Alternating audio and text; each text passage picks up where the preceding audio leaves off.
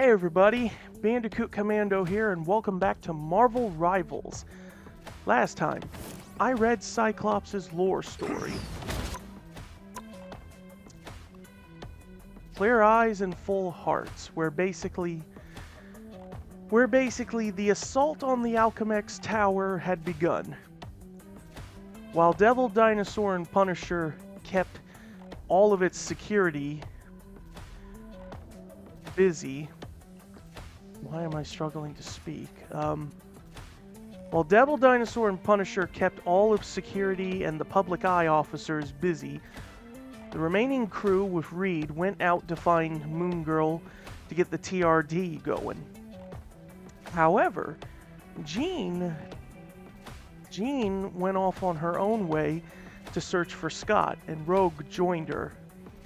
They were able to find Scott, and Jean was able to release him, but due to the experiments that Alchemax had put Scott through, he was unable to close his eyes, and therefore, this meant that his power of the optic blast would just keep going.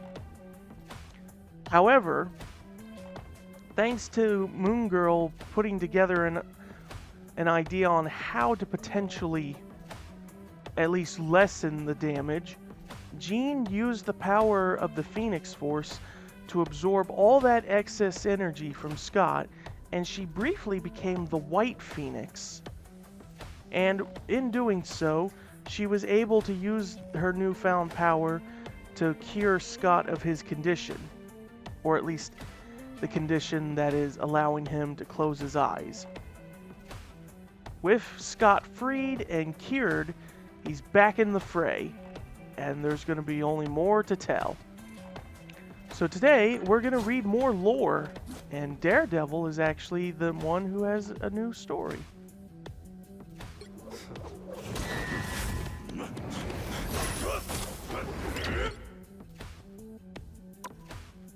So, I believe last time, when I did Daredevil's lore story, I did not have any of his skins at the time. I did have this one, though.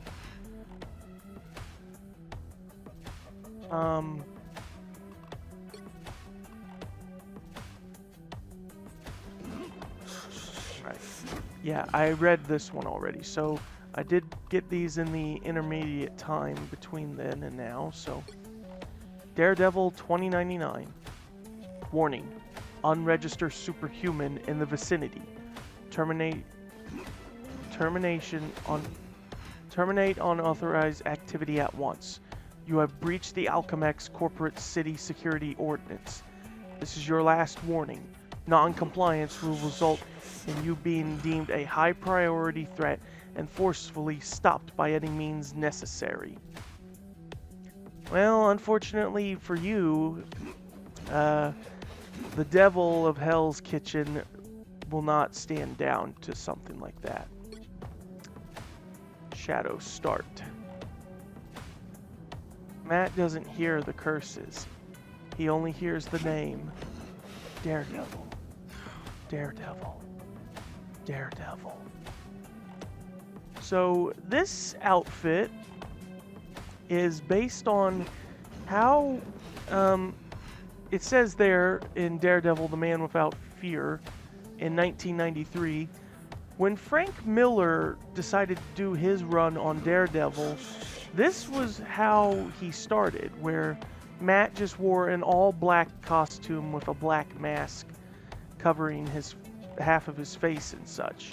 It did look a little silly, yeah, but the idea was that this is how he started out, and that as the run went on, he then gained his iconic red suit later. And it's also what the Netflix show did, where at the start of the Netflix show, he wore the classic black suit, but then at the finale of Season 1, he gains his iconic red outfit. Daredevil Born Again Season 2. You're not a hero. You're a symbol now. Hope for an entire city. I'll be right back. Okay there. After having to take care of a small little thing, yeah. You're not a hero. You're a symbol now. hope for an entire city. This is how Matt looked in Season 2 of Daredevil Born Again. I need to catch up with that. Like, I really need to catch up with the whole MCU series. Because with Doomsday coming around the corner, I really need to brush up on it. The last thing I was on was that I got a little bit into She-Hulk, so I need to resume on She-Hulk and catch up with everything. I did see episode 1, though, of Daredevil Born Again, though, of Season 1. I saw the first episode. Really loved how it started out. I look forward to watching the rest of it once I get caught up with everything else. Now, another thing is that especially when this costume was added, at least for these two outfits, if you want, you can change the look to Matt's appearance here. You can change the look to his billy clubs, but you can also turn on or off the Demon's Rage effect.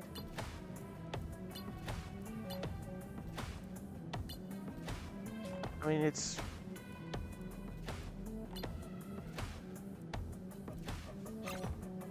Oh, I wonder if that might... No, I don't think that quite changes it. But, yeah, a lot of people were, especially the more, the more hardcore, as I'll call it. Well, hardcore is not the word I'd use. But, a lot of people got a lot of fans didn't like this thing that you're using these skins that are meant to be a little more grounded and realistic, and yet Matt is using mystical elements to him. So the ability to turn on or off the demon's flame is a nice touch, but I keep it on because I just don't care.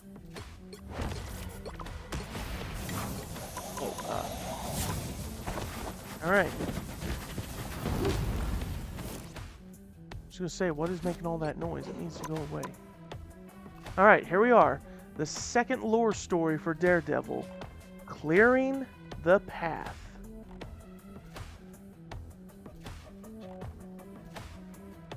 Hang on, I'm just trying to take care of some Discord messages here.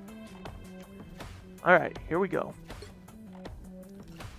The crowd in the Shenlong Arena is almost deafening, but I can still hear my opponent's heart beating louder than the drums of war. It has all come down to this. A final battle in a legendary tournament between the immortal weapons representing the capital cities of heaven. 8 of us were chosen for this epic fight, but only 2 remain. Linley, the current Iron Fist representing Kunlun, and me, Matt Murdock, Daredevil, or as most in these parts know me, Dizong of the 8th City. The series of trials we just faced were set into motion when Dr. Doom challenged Lin's legitimacy as Kunlun's chosen protector. By ancient decree, whoever wins this contest will be deemed worthy of claiming Sholao's chi and the mantle of the immortal Iron Fist. Seems like a great reward, but it's not the one I'm after. For me, the real prize isn't found in the heart of an undying dragon. It's found inside of Linley himself. A while back, he absorbed the broken fragments of the Sword of Fushi into his arms.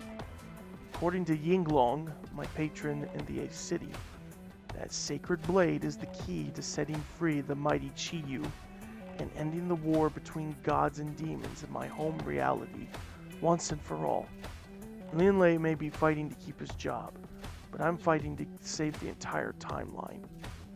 And I'll do whatever it takes to prevail. What's the matter, Dizong? Lin taunts as his charged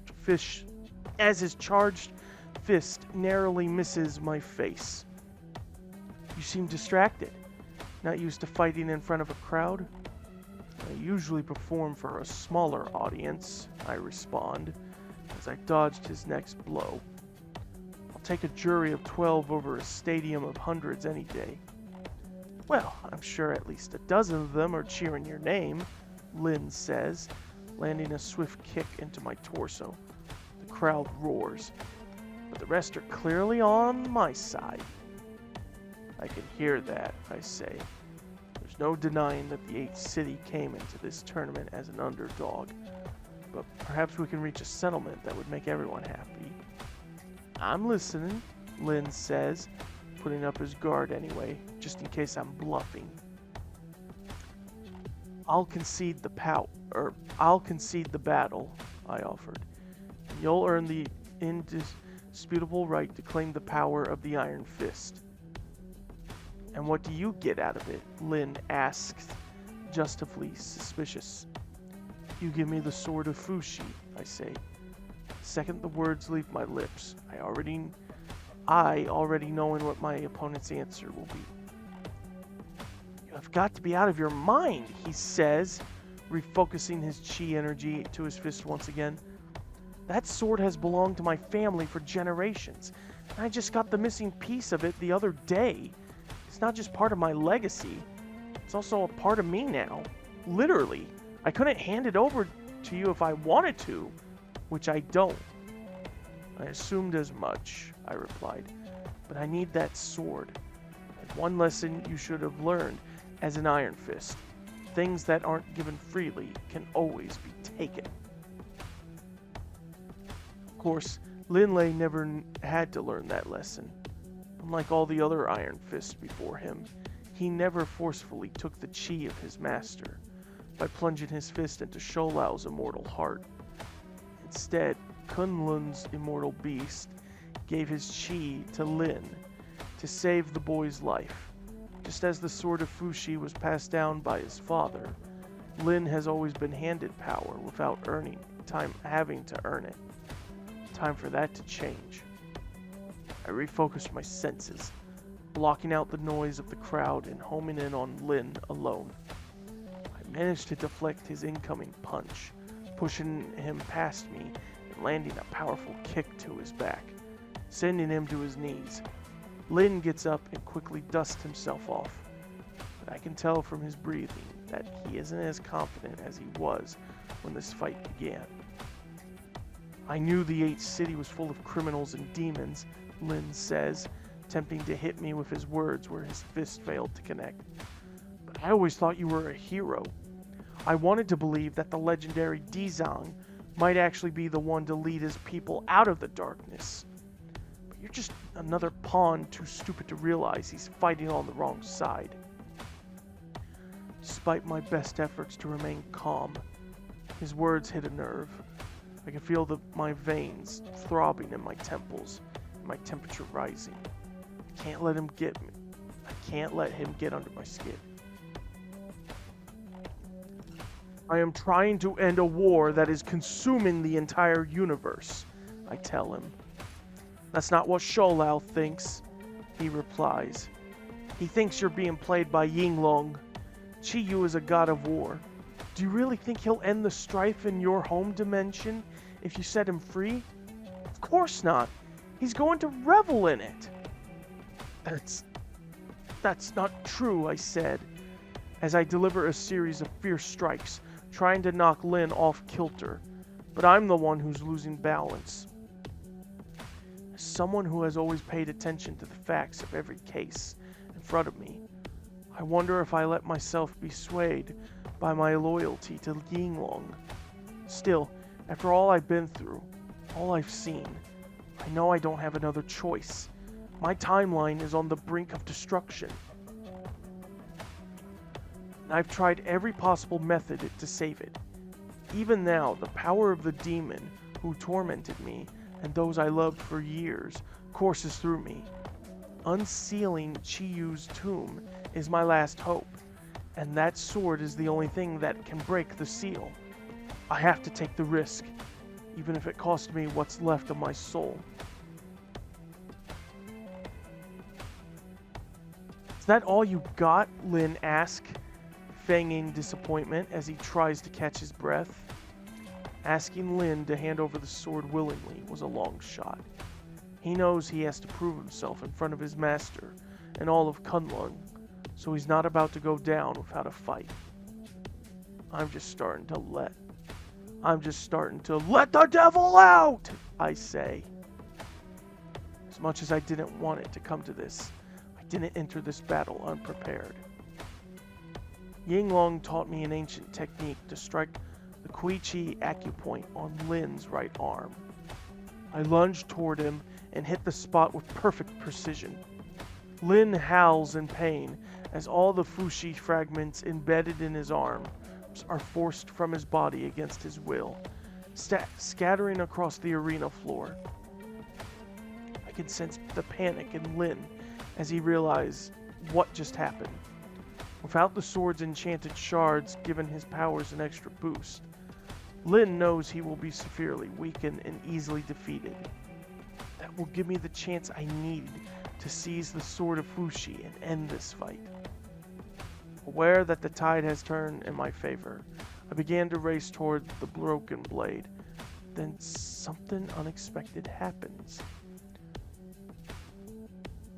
I feel every hair on my body stand on end as intense energy radiates toward me from where Lin stands. "Whatever you just did to me," Lin says, sounding stronger than ever before. "Thanks." Before I can react, I'm knocked back by full force of the Iron Fist. It's unlike anything I've ever felt before. Even Danny Rad couldn't have hit me that hard in his prime. And that's when I remember what Danny once told me about how his powers worked.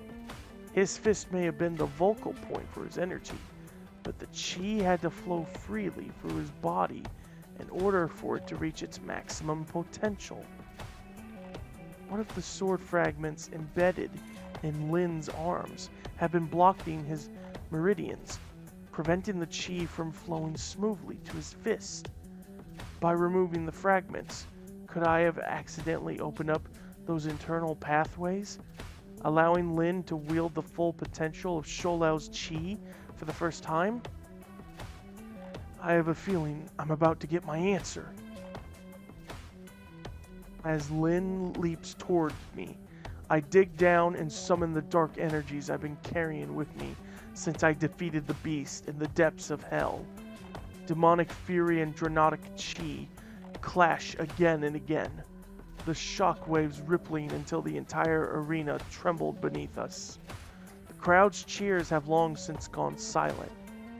An awesome yet stagnant display. Neither of us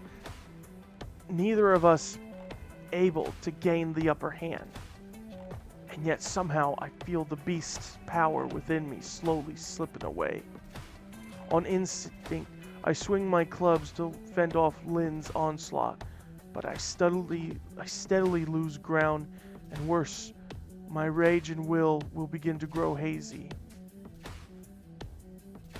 "You're one hell of a fighter, Dizong, but the chi of Sholao doesn't just destroy enemies," Lin said with a newfound peace. "It's also meant to heal. Time for a wake-up call, Murdoch." His voice leaves me dazed. For a moment, or perhaps after such a long time, awakened. Either way, I failed to brace for Lin's full-strength strike, and I am hurled to the very edge of the arena. As the pain finally gives way of the numbness of defeat, I am fully aware that I inevitably handed my foe this victory. My ears are ringing so loud from the beating I just took that I can't hear a thing, but I can feel the crowd's unending roar reverberating through the floor of the Shenlong Arena.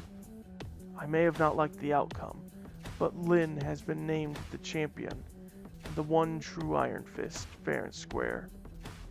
To make matters worse, he's already reclaimed his sacred sword, which means I failed my city, failed my master, and failed my timeline yet again.